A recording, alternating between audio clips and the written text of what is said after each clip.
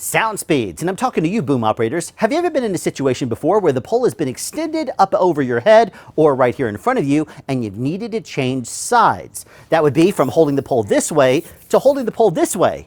But you can't exactly go vertical like that, can you? Especially if it's in the middle of a take or during a reset. So what do? There's two very easy ways to change sides in the middle of a take. However, there's also two things you need to know before you go trying this on set. Number one, you don't want to try this for the first time on a film set. As a matter of fact, it's probably best that you get proficient with the techniques before you try them on a set, because all it takes with an extended pole is a little tiny movement and you've wiped out a piece of a gear, you've hit talent, you've hit somebody on a set, and that's not good. And the second thing is, don't attempt to do either one of these things very fast, because if you do and you hit somebody, then there's a problem. Believe me, if you're in the middle of changing sides, they'll wait a couple of seconds for you to get settled before they call action. And if not, go ahead and say, hey, give me just 3 seconds, and that's it. Thank you. That's all I needed. I have the pole extended out approximately 15 feet and my arms are over my head. So how can I change sides?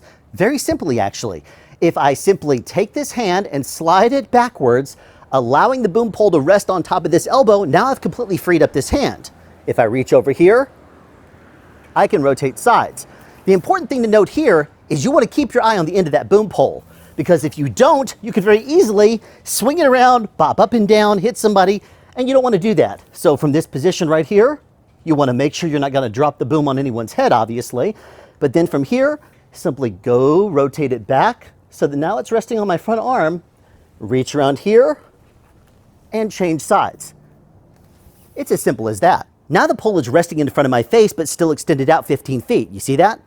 What do I do if I need to change sides now? Well, you may say raise your arms over your head and then do the same technique you just did.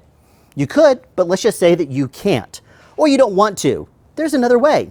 From here, watch. I'm going to do the same kind of technique with my elbow, but watch this hand. It's facing my face. I slide my hand back and let the pole rest on my front elbow, keeping it flat or at a particular angle if you need to stay underneath or over something.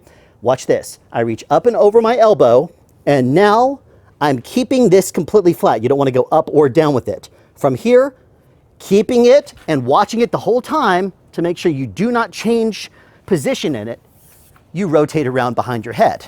That's a little bit more advanced. Definitely make sure you try that one and get very proficient before trying that one on set. So there you have it, two very simple and easy techniques you can use to change sides with your boom pole in the middle of a take.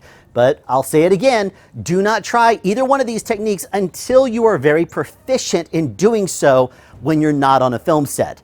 Make sure of that, because you don't want to hit anybody, and if you do, I'm not responsible. But thank you for tuning into this episode of Sound Speeds, and be sure to tune in the future for more interesting techniques that will hopefully not hit anybody near you, and sound advice. Have a question you'd like answered or want to add something? Be sure to write it in the comment section down below. You can also make a suggestion for future topics of discussion. Again, comment section down below, or you can email me at soundspeeds@yahoo.com. Be sure to subscribe and turn on notifications so you won't miss out on future sound advice.